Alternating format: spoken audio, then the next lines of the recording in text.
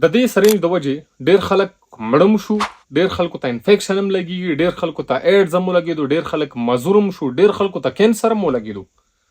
دا کېږي ولې؟ پوهول زمونږ کار دی، عمل کول ستاسو کار دی. راځئ درته وایم ګورئ دې انجکشنو کې اول اکثر داسې انجکشن راځي چې هغه باندې غټ غټ لیکلي وي چې دا انجکشن یا آی ایم دی یا آی وي دی، مطلب یا انټرامسکولر دی، انټراوینس دی، یا غوښې کې لګېږي یا رګ کې لګېږي.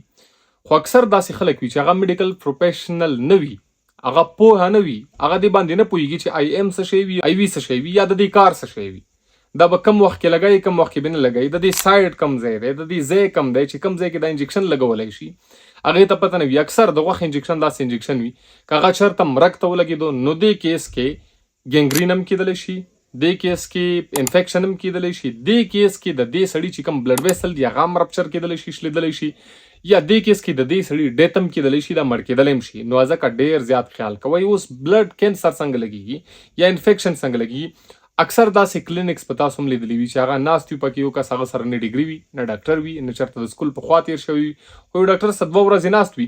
که کله مغه نه هغه فارغه شي نو ځان ته خپله هغه یو کلینیک ولاړ کړي، یو ډاکټر شي بیا، نو هغه بیا په دې څیزونو باندې نه پوهېږي چې کله یو سرنج دی، یو نیډل دی، تا یو کس ته هم استعمال کو، بل ته دې هم استعمال کو.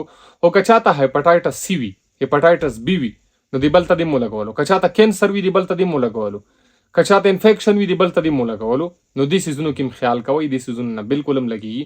یا اکثر داسې وي اوس د ډېرو خلکو تبه وي، ډېره زیاته ټمپریچر وي، چې راشي نو هغې ته اکثر ډاکټران څه شی هغه ورته وایي چې کله هم ګورې دې څیزونو کې خیال کوئ، چېرته هم انټرامسکولر مطلب غوښې کې هغې ته ستن لګول نه وي پکار، لکه پیراسیټامول دی بالکل هم نه وي پکار. د دې د وجې د هغه ساه کې تکلیف هم راتللی شي، هغه څه شی تېرولی هم نه شي، څه شی خوړلی هم نه شي.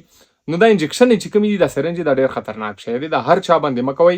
ډېر زیات خیال ساتئ. د دې د وجې ډېر خلک مزوره شو، ډېر خلک مړه شو، چاته ګینګرین وشو، چاته انفیکشن وشي، چاته ایډز وشي، خو موږ خیال نه کوو. کوشش کوئ چې کوالیفاید ډاکټر وي، کوالیفاید میډیکل پروفیشنل وي، هغې باندې انجکشن لګوئ، هغې نه بغیر انجکشن مه لګوئ. مهرباني.